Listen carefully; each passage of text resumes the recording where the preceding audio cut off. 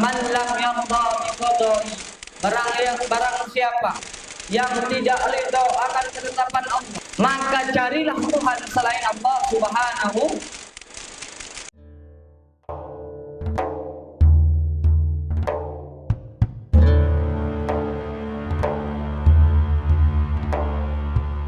Orang tuaku sekalian dimuliakan Allah Subhanahu wa taala. Malam ini kita masih tetap melanjutkan pada kitab Mawaiz bil Ahadits Qudsiyah. Lanjut ke hadis kedua, Mau'izatus Saniyah, nasihat yang kedua. Yaqulullahu ta'ala, Allah berfirman dalam hadis qudsi, syahidat nafsi an la ilaha illa ana wahdi. Aku bersaksi atas diriku, alla ilaha illa ana wahdi, tiada Tuhan selainku, la syarikali, dan tidak ada sekutu bagiku, Muhammad abdi wa rasuli, dan Nabi Muhammad itu hambaku dan utusan. Man lam yarda biqada'i, kata Allah, barang siapa yang tidak ridho akan ketetapan, walam yasbir, dan tidak sabar, ala balai, atas cobaan, walam yashkur ala na'mai, dan tidak bersyukur, kata Allah, atas nikmat yang telah kuberikan, walam yakna bi'atai, dan tidak menerima atas pemberianku, falya'bud rabban siwaya, maka sembahlah Tuhan selainku.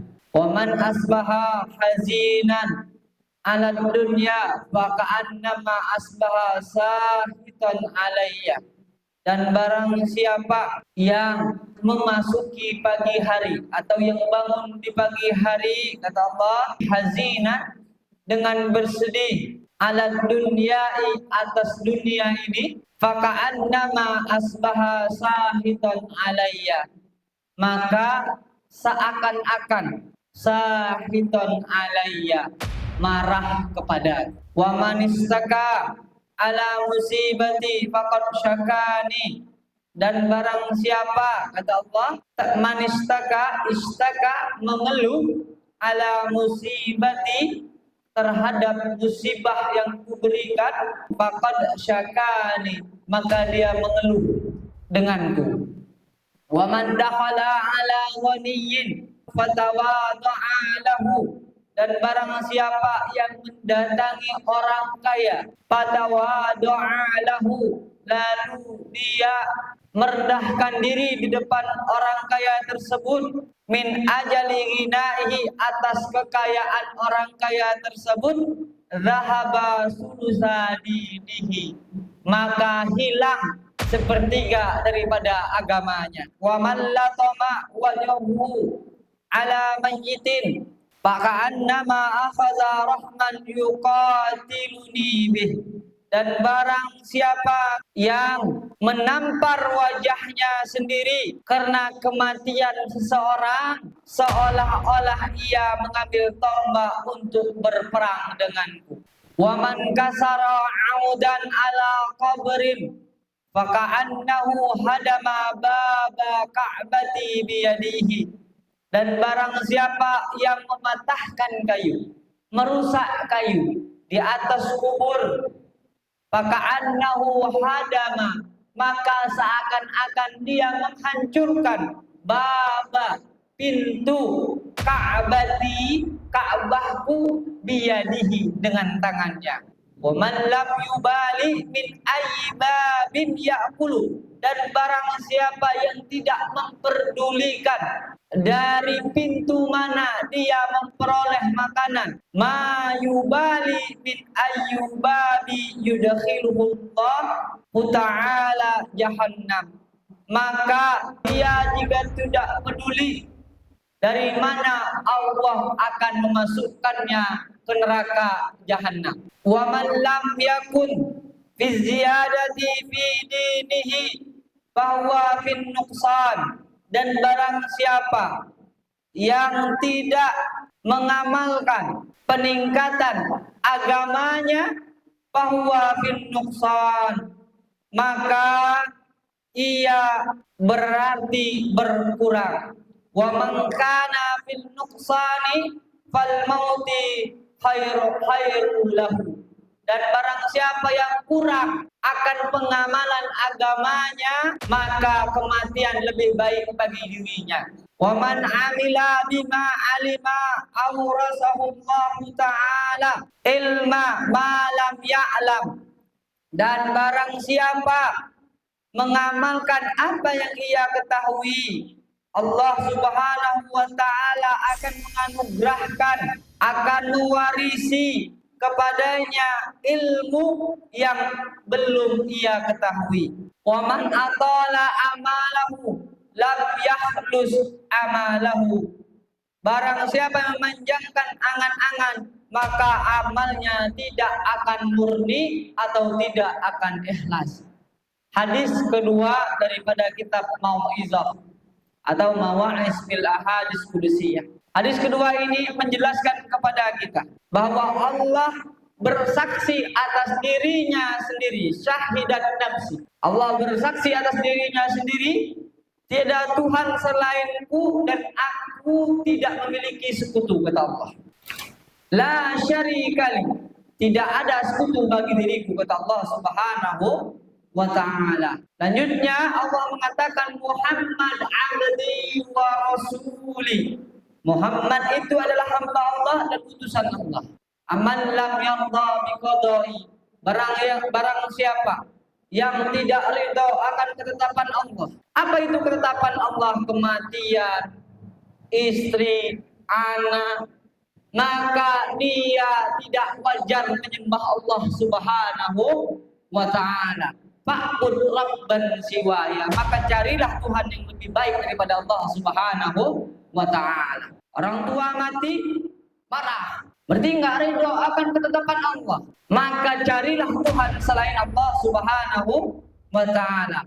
Walam yasbir ala balai, kata Allah. Dan siapa yang tidak sabar akan ujian yang Allah berikan kepadanya, dikasih penyakit, marah.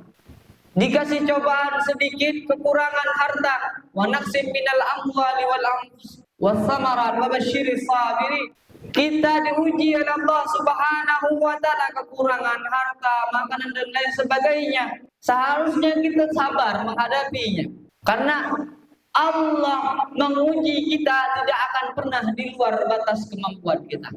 La yukallifullahu nafsan illa wus'aha. Allah tidak membebani, memberatkan seseorang dengan sebuah ujian kecuali sesuai dengan batas kemampuan. Maka seharusnya bagi kita, ketika kita mendapat ujian dari Allah Subhanahu wa Ta'ala, hendaknya kita bersabar. Kalau seandainya kita tidak sabar, fa'bud rabban siwaya, cari Tuhan selain Allah Subhanahu wa Ta'ala. Siapa yang pantas disembah kalau bukan Allah Subhanahu wa Ta'ala? Selanjutnya Allah Subhanahu wa Ta'ala mengatakan dalam hadis kursi ini, walam yashkur ala na'mai, dan barang siapa yang tidak bersyukur atas nikmat Allah Subhanahu wa Ta'ala, diberi mata enggak bersyukur, diberi telinga malah mendengar yang tidak-tidak, diberi lisan malah mengatakan, mencaci maki, menggibah tetangganya, menggibah saudaranya. Maka orang yang demikian Allah perintahkan untuk menyembah Tuhan selainnya. Nah, siapa Tuhan yang pantas kita sembah kalau bukan Allah Subhanahu wa Ta'ala? Selanjutnya Allah menyampaikan dalam hadis kursi ini, walam yakna bi'atahi falya'bud rabban siwaya. Dan barang siapa yang tidak menerima apa yang Allah berikan kepadanya, diberi mobil, mobilnya jelek, diberi rumah, kurang merasa puas akan rumah yang ia miliki, maka Allah memerintahkan kepada orang yang demikian, sembahlah Tuhan selain Allah Subhanahu wa Ta'ala. Kalau sudah Allah memerintah demikian, maka siapa lagi Tuhan yang pantas kita sembah selain Allah Subhanahu wa Ta'ala? Lanjutan daripada hadis ini apa? Waman asbah hazina, dan barang siapa yang memasuki pagi atau bangun di pagi hari dalam keadaan sedih akan dunia, Artinya apa? Ketika kita bangun di pagi hari, memulai pekerjaan kita. Setiap urusan yang kita mulai, kita selalu merasa sedih karena kita tidak bisa memiliki dunia ini. Belum dapat motor, belum bayar mobil, kredit mobil, belum bayar kredit motor, belum bayar cicilan rumah dan lain sebagainya. Kita sedih kan dunia ini, belum bisa berikan anak istri kita barang-barang mewah. Kita sedih ketika kita bangun begini. Apa kata Allah lanjutannya? Faka'annama asbaha sahitan alayya. Maka seakan-akan dia memulai urusannya, seakan-akan dia bangun di pagi hari dalam keadaan marah kepada Allah Subhanahu wa ta'ala. Coba kalau ada yang berani marah kepada Allah Subhanahu, udah jelas tiada Tuhan yang patut disembah selain Allah Subhanahu wa ta'ala. Yang demikian sering terjadi di sana kita. Bangun di pagi hari ngeluh ke tetangga, ngeluh ke teman kita, gua belum bayar cicilan, gua belum kesampaian beli mobil. Ngeluh sama manusia, ngeluh dengan ujian yang Allah berikan, marah dengan keadaan yang kita dapati. Maka ketahuilah kita sedang marah dengan Allah Subhanahu wa ta'ala. Kalau sudah berani marah sama Allah, na'udzubillah wal na'udzubillah, surga tak pantas bagi diri. Sekelas Abu Nawas, orang alim, seorang penasehat raja, alimnya luar biasa, mengatakan apa? Ilahi lastulil firdausi ahla. Wahai Allah, wahai Tuhan, kamu tidak pantas di surga Firdausmu. Sekelas ulama yang alim, apalagi kita yang tiap pagi ngeluh dengan keadaan kita, tiap pagi ngeluh dengan ekonomi kita. Sudah ngeluh tak mau lagi bergerak, sudah ngeluh tak mau lagi kerja, sudah ngeluh marah lagi sama orang lain, sudah ngeluh memfitnah lagi orang lain. Maka ketahuilah orang yang demikian sedang marah, sedang mengeluhkan kalau dia bertuhan kepada Allah Subhanahu wa ta'ala. Jika seseorang sudah mengeluhkan Allah sebagai Tuhannya, tanpa disengaja dia sudah menyebutkan Allah Subhanahu wa ta'ala. Na'udzubillah wal na'udzubillah. Selanjutnya, wa man ishtaka ala musibati faqad syakani, dan barang siapa yang mengeluhkan, menangis meratapi musibah yang datang kepadanya, ketahuilah dia sedang mengeluhkan Allah Subhanahu wa ta'ala. Ingat, ujian yang Allah berikan kepada kita itu untuk mengangkat level kita, untuk mengangkat derajat kita. Al-imtihan yuqra'ul mar'u aw yuhan. Ujian yang datang kepada kita itu dua endingnya, dua tujuannya. Satu untuk memuliakan kita, dua untuk menghinakan kita. Bagi yang mampu ia akan mulia, bagi yang sabar menghadapi ujiannya ia akan mulia. Bagi yang mengeluh akan ujiannya, maka ketahuilah dia akan hina, baik itu di mata manusia maupun di mata Allah Subhanahu wa ta'ala. Mengeluh akan sakit yang Allah berikan, mengeluh akan istri yang tidak taat kepada suami, tanpa sadar kita mengeluh akan Allah sebagai Tuhan kita. Na'udzubillah wal na'udzubillah. Kalau sudah berani mengeluhkan Allah sebagai Tuhannya, artinya sudah berani mencemoohkan Allah Subhanahu wa ta'ala. Siapa yang pantas disembah? Gak ada janji yang lebih baik daripada janji Allah Subhanahu wa ta'ala. Inna awliya Allah la khawfun alaihim wa la hum yahzanun. Sesungguhnya orang yang senang, orang yang dicintai oleh Allah Subhanahu wa ta'ala, la khawfun alaihim, tidak ada ketakutan di dalam hatinya, tidak ada ketakutan bagi dirinya. Wala hum yahzanun, tidak takut dimiskinkan, tidak takut susah atas ujian yang Allah berikan. Tidak sedih akan kematian siapapun bagi dirinya. Tidak sedih diambil keluarganya, tidak sedih diambil hartanya, tapi ia sedih kalau diambil hatinya untuk beribadah kepada Allah Subhanahu wa ta'ala. Kalau kita masih merasa takut, kalau kita masih merasa sedih, maka kita masih meragukan Allah sebagai Tuhan. Tidak ada yang pantas ditakuti kecuali Allah Subhanahu wa ta'ala. Israel cuma diperintahkan oleh Allah Subhanahu wa ta'ala untuk mencabut nyawa kita, artinya kita tidak pantas takut kepada Israel. Siapa yang pantas kita takut? kalau bukan Allah Subhanahu wa taala. Dan ingat, siapapun yang ingin menjadi manusia yang paling mulia di sisi Allah, hendaknya dia meningkatkan, hendaknya dia mendekatkan dirinya kepada Allah Subhanahu wa taala.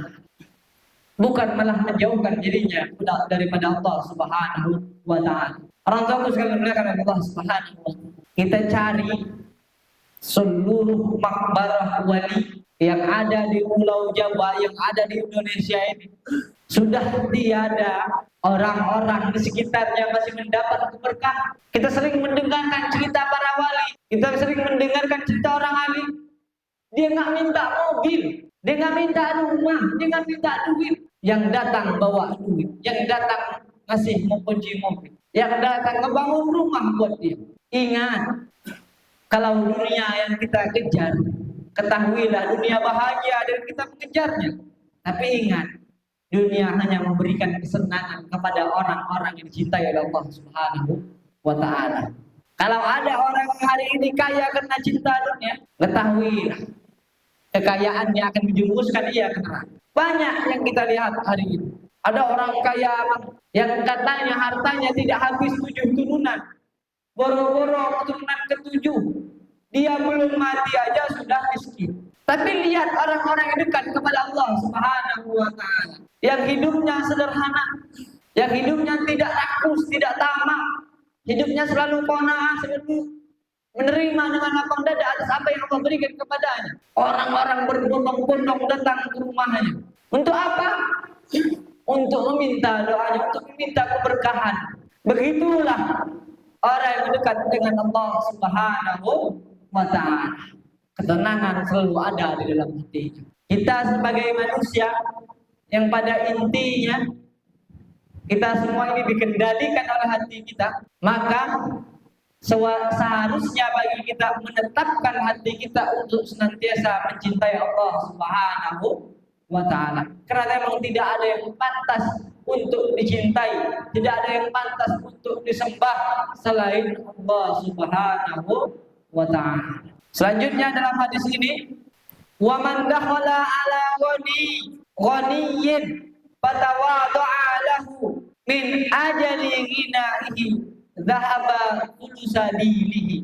Dan barang siapa yang mendatangi orang kaya lalu ia berserah diri kepada orang kaya tersebut, atas dasar kekayaan orang tersebut kita berani menundukkan diri kita kepada orang kaya tersebut. Apa kata Allah Subhanahu wa taala? Dhahaba thulusadinahu, hilang sepertiga daripada agamanya. Hari ini banyak terjadi kepada kita. Pejabat datang kepada kita, sambutannya begitu luar biasa, jamuannya begitu luar biasa, dari mulai buah anggur, buah pisang. Padahal kita tahu perbuatan ada orang kaya yang datang kepada kita, atau kita datang ke rumah orang kaya, woi kau bersihkan kok, nunduk taat akan perintah orang kaya tersebut. Allah 5 waktu memanggil kita, Allahu Akbar, kata muadzin memanggil kita. Orang kaya tersebut hanya menjanjikan sebagian kecil, tetesan kecil daripada nikmat yang Allah berikan. Sedangkan Allah Subhanahu wa taala menjanjikan kepada kita surga. Kita malah tawadu, kita malah berpasrah diri, kita malah menundukkan diri kepada orang kaya dengan dasar dia banyak hartanya. Dhahaba thulusadinihi, hilang sepertiga agama. Bayangkan, kalau sepertiga hilang dari tubuh kita ini, seandainya tubuh kita, bagian dari tubuh kita ini hilang sepertiganya, kita gak hidup lagi. Masjid yang kokoh ini, hilangin bangunannya sepertiga, gak akan berdiri lagi, roboh dengan sendirinya. Apa bedanya dengan kita sebagai manusia yang yakin akan kekayaan orang tersebut? Orang kaya tersebut bisa bantu kita. Tiap hari, tiap malam kita datang ke rumahnya. Padahal kita tahu Allah yang maha memiliki semuanya. Malikul Mulk, Allah raja dari segala raja. Belum ada apa-apanya raja yang ada di dunia ini, bupati, gubernur, DPR dan sebagainya, yang kita anggap kaya yang bisa menolong kita. Ingatlah dia dikayakan oleh Allah Subhanahu wa taala, dimiskinkan oleh Allah Subhanahu wa taala. Tulijul laila fil nahar wa tulijul nahara fil lail wa tukhrijul mayyita minal hayy. Allah yang mengganti siang menjadi malam, mengganti malam menjadi siang, menghidupkan yang mati, mematikan yang hidup. Wa tarzuqu man tasya'u bighairi hisab. Allah kasih kita rezeki bighairi hisab, tanpa ada Allah itu. Orang kaya masih ngitung. Gua kasih nih lu, ingat kalau lu nggak pilih. Gua kasih nih lu, ingat kalau gua hajatan lu nggak datang. Itu manusia. Coba kalau Allah hitung semuanya yang Dia kasih kepada kita. Pakai apa kita mau balas? Sehelai benang pun bukan milik kita. Bagaimana bisa kita membayarnya kepada Allah Subhanahu wa Ta'ala kalau bukan dengan amal kita? Hari ini banyak terjadi orang-orang pada tunduk kepada orang kaya. Orang-orang banyak menyembah orang kaya seakan-akan dia Tuhannya. Padahal dia sadar Allah itu ghaniyun, kaya daripada yang kaya. Masih kita tundukkan diri kita. Na'udzubillah waliyahzubillah, hilang sepertiga dari agama. Jadi seandainya kalau kita melihat orang kaya, iya, itu hilang sepertiga dari agama kita. Selanjutnya, wa man latama wajhahu ala mayyitin faka'annama akhadha rahman yuqatiluni.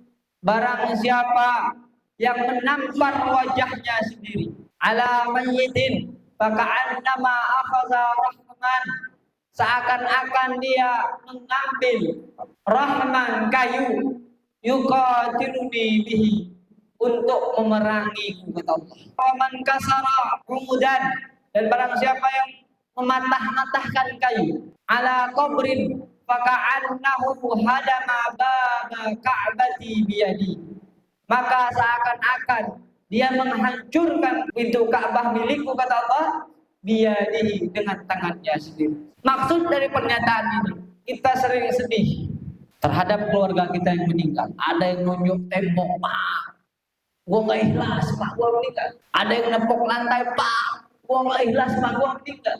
Ketika dimakan, menangis di atas makam, di atas kubur Pak, kita nggak berhenti kita. Ingat, itu sama halnya kita ingin memerangi Allah, dan sama halnya kita ingin menghancurkan Ka'bah. Ini sering terjadi sama kita.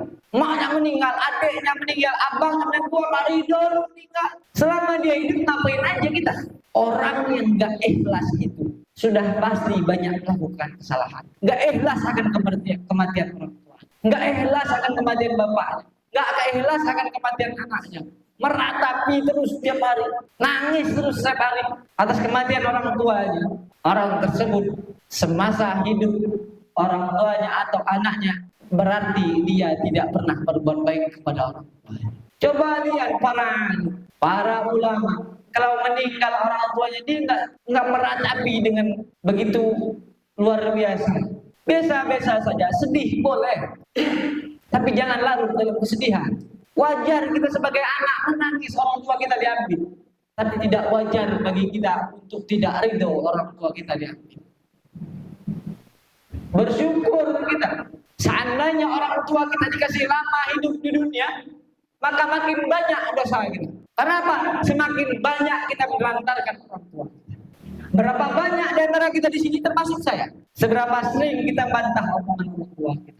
Wala taqul lahuma uffin wa qul lahuma qawlan kariman. Ngomongin aja nggak boleh kata Allah kepada orang tua. Yang dari kecil kita disuruh tong beli itu gula. Bentar aja Pak. Tong nih beli rokok buat bapak nih. Diambil separuh duitnya. Disuruh sholat, enggak Bayangin, makin lama orang tua kita hidup, makin lama kita menyakitinya, makin banyak dosa kita terhadap orang tua. Ingat, dosa durhaka terhadap orang tua itu azabnya sangatlah pedih. Kita nggak ngerjain sholat, ini mohon maaf, kita cerita fakta. Kita nggak sholat 5 waktu, datang langsung nggak azabnya. Enggak, masih ada yang bisa tersenyum, masih ada yang kaya, masih banyak yang dapat rezeki. Tapi coba sekali kita lawan orang tua, sekali saja lawan orang tua. Kalau ingin lihat hidup kita bagaimana ke depan, coba lihat saudara kita, siapa yang sering melawan orang tuanya, hidupnya nggak bahagia. Anaknya lah benci sama bapaknya, anaknya lah benci sama ibunya, dialahnya nggak rukun sama bininya. Na'udzubillah waliyahzubillah. Wabil walidaini ihsan. Orang tua itu salah satu tempat beribadah yang paling baik untuk mendekatkan diri kita kepada Allah Subhanahu wa Ta'ala. Tidak ada tempat yang ridho diletakkan 9 bulan kita di dalam, kecuali rahim ibu kita. Tidak ada laki-laki yang ridho memberi makan kita kecuali bapak kita. Bayangin seberapa banyak dosa kita sama orang tua. Hari ini kita masih menghitung berapa banyak yang kita kasih terhadap orang tua, tapi kita nggak sadar berapa banyak orang tua mengorbankan apapun buat kita. Bayangin, emak kita minjem uang sama kita 100.000, kita tagih. Bapak kita ngasih warisan kepada kita, dipinjam lagi sama bapak kita warisan tersebut, dijual sama kita, sama dia, ditagih sama kita.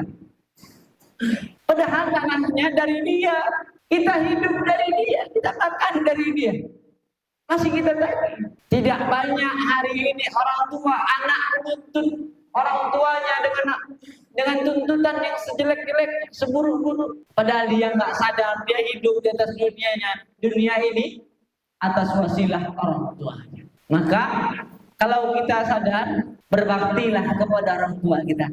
Jangan sampai dia mati, kita nggak ikhlas, kita nggak ridho atas kesalahan yang pernah kita perbuat terhadap dirinya. Nauzubillah waliyahzubillah. Selanjutnya, waman lam yubali min ayyi babin ya'kul. Barang siapa yang enggak peduli dari pintu mana dia makan, dari mana dia memperoleh makanan yang dia makan, dari mana dia dapatkan uang yang dia berikan kepada anak istrinya, enggak peduli dari mana, haram halal mantap. Apa kata Allah? Ma yubali min ayyi babin yudkhilullah ta'ala jahannam. Maka Allah tidak peduli juga dari mana Allah akan memasukkannya neraka jahanam. Jadi kalau hari ini kita nggak peduli, kita nafkahin anak kita nafkahin keluarga kita, apa yang kita makan kita peduli sumber dari mana? Entah subhat, entah haram. Subhat aja yang nggak boleh, apalagi haram. Makan terus, kasih terus anak kita. Maka demikian pula Allah akan memasukkannya ke neraka jahanam dari pintu mana saja Allah akan masukkannya. Kita ingin anak kita berbakti kepada kita. Kita ingin anak kita menjadi anak yang soleh, tapi kita sendiri ngasih nafkahnya tidak dari sesuatu yang halal. Berdagang dengan cara curang, berpangkat dengan cara curang, kaya tapi tidak pernah menyisihkan hartanya untuk fakir miskin, hanya dimakan sama anak-anak. Maka ketahui, demikian pula Allah akan memasukkannya ke neraka. Nggak peduli ya Allah, dari pintu mana aja, setelah Allah masuk. Hari ini kita menginginkan anak kita jadi hafiz Quran, anak kita bisa ngimamin, bisa azan, tapi kita nggak pernah mencari sesuatu yang halal. Kita tidak pernah mencari sesuatu yang jelas sumbernya dari mana dan kehalalannya bagaimana. Imam Syafi'i itu menjadi imam besar karena orang tuanya begitu tulus, begitu telitinya mencari nafkah, mencari rezeki untuk nafkahi Imam Syafi'i. Ulama-ulama besar itu, dia menjadi ulama besar bukan karena dirinya pintar saja, tapi doa orang tuanya, nafkah dari orang tuanya merupakan nafkah yang baik. Hasil main judi dikasih anak, bangga lagi. Hasil korupsi dibelikan anaknya mobil, bangga lagi. Hasil nipu dibelikan anaknya rumah, bangga lagi. Na'udzubillah waliyahzubillah. Ketahuilah, setiap anak kita yang kita nafkahi dari sesuatu yang tidak halal, maka jarang akan kita temui anak kita menjadi anak yang soleh dan saleh. Sesuatu itu tergantung sumbernya dari mana. Kalau pondasinya kuat, bangunannya pasti kuat. Kalau dasarnya dari yang halal, pasti anaknya menjadi yang soleh. Sekarang kita nggak usah berpikir untuk anak kita, dari kita sendiri saja. Sudahkah semua yang kita miliki, sudahkah semua yang kita makan dari sesuatu yang halal? Na'udzubillah waliyahzubillah. Ingat, setiap kecurangan kita, setiap apa yang kita perbuat dalam bentuk maksiat, Allah selalu mengetahui. Kalau kita tidak peduli dengan itu semua, maka Allah juga tidak peduli dari mana Allah akan memasukkan kita ke nerakanya. Na'udzubillah waliyahzubillah. Wa man lam yakun fi ziyadati fi dinihi fa huwa fi nuqsan. Barang siapa yang tidak mengamalkan atau menambah amalan daripada agamanya, fa huwa fi nuqsan, maka berkurang agama. Wa man kana fi nuqsan fal mauti khairu lahu. Dan barang siapa yang berkurang agamanya, maka kematian lebih baik untuk dirinya. Sekarang kita timbang diri kita duduk di sini, sudah sebaik apa kita mengamalkan agama yang kita ada? Sudahkah kita sholat 5 waktu? Sudahkah kita mencari rezeki yang halal? Sudah benarkah cara berwudu kita? Sudah benarkah cara sholat kita? Kalau berkurang setiap hari amalan agama kita untuk mendekatkan diri kita kepada Allah, maka ketahuilah kematian lebih baik untuk diri kita. Makanya nggak heran hari ini banyak belum datang kematian tapi dia sudah mati. Banyak orang yang belum menjumpai kematian tapi dia sudah mati. Kenapa demikian? Karena dirinya tak dekat dengan Allah Subhanahu wa Ta'ala. Kok bisa mati sebelum mati? Orang yang mati sebelum mati itu adalah orang yang tidak pernah mendekatkan hatinya dengan Allah Subhanahu wa Ta'ala. Dan ketahuilah, orang yang demikian tidak akan pernah merasa tenang dengan apa yang ia miliki, selalu merasa kurang. Kalau orang merasa tenang, hatinya selalu ada Allah, ada Allah, ada Allah. Dan dia sadar hidup di dunia ini bukan untuk selama-lamanya. Wal akhiratu khairu wa abqa. Akhirat itu lebih baik dan lebih kekal daripada dunia. Jadi siapa saja yang merasa dirinya makin berkurang, makin jauh, yang biasanya ngaji 1 halaman sehari, 1 juz 1 hari, terus makin kesini makin berkurang, itu untuknya lebih baik mati ketimbang hidup hanya bisa mengamalkan sedikit daripada agamanya, makin berkurang dan makin berkurang. Wa man amila bima alimallah wa man amila bima alima awrasallahu ta'ala ilma ma lam ya'lam. Dan barang siapa yang mengamalkan apa yang ia ketahui, Allah Subhanahu wa Ta'ala akan memberikan, akan mewarisi, akan memberikan rezeki kepadanya ilmu yang ia belum ketahui. Dalam poin ini kita harus sadar, kalau kita sudah tahu, kita amalkan. Tahu wudhu itu begitu, tahu bagaimana membasuh muka dalam wudhu, amalkan. Tahu bagaimana membasuh tangan dalam wudhu, amalkan. Maka Allah akan menambahkan pengetahuan kita. Enggak sama loh orang yang tahu sama orang yang enggak tahu. Makanya kita itu diwajibkan untuk menuntut ilmu. Talabul ilma fariidatun ala kulli muslimin wa muslimatin. Menuntut ilmu itu wajib hukumnya bagi seorang muslim laki-laki maupun perempuan. Dan ingat, ketika kita sudah tahu, maka level keimanan kita akan bertambah dengan sendirinya. Terutama tahu, mengetahui, mengamalkan, belajar ilmu agama, maka level kita akan bertambah dengan sendirinya. Salatnya orang yang hanya sekedar beribadah tanpa tahu bagaimana pelaksanaan yang baik dan benar, hanya ikutan saja Pak turun kalau bahasa kita. Apa yang orang saya dia ikut, diajak belajar nggak mau, maka ketahuilah orang demikian hanya mendapat apa yang ia kerjakan saja tanpa mendapat fadilah daripada Allah Subhanahu wa Ta'ala. Yang terakhir, wa man atala amalahu lam yahlus amalahu. Dan barang siapa yang banyak angan-angannya, banyak angan-angan yang ingin ia miliki, maka dia tidak akan pernah dapat derajat keikhlasan. Tidak akan pernah sampai kepada keikhlasan. Ikhlas itu tak bersuara. Ikhlas itu tak berucap. Ikhlas itu hanya terasa. Hari ini kita sering, saya nggak merasa loh, atau nggak saya ngasih kamu itu ikhlas, itu belum ikhlas. Ikhlas itu nggak pernah berucap, hanya ada Allah, Allah, Allah, dan Allah. Dan orang yang banyak angan-angannya, banyak keinginannya terhadap dunia ini, maka sulit bagi dirinya untuk mengikhlaskan apa yang ia lakukan. Kita kerja, berangkat pagi ke PT, kerja, bisa menjadi ibadah bagi kita kalau kita ikhlas. Tapi kalau kita pergi kerja, berangan-angan entar punya rumah, entar bisa kebeli mobil dan lain sebagainya, namun tidak menanamkan keikhlasan, maka kita tidak akan pernah sampai kepada derajat keikhlasan tersebut, dan sulit bagi kita untuk mencapai apa yang kita inginkan. Orang yang ikhlas itu gampang mendapat sesuatu yang dia ingin. Tapi kalau orang yang ikhlas, tidak akan pernah gampang untuk mendapatkan apa yang menjadi angan-angan. Demikian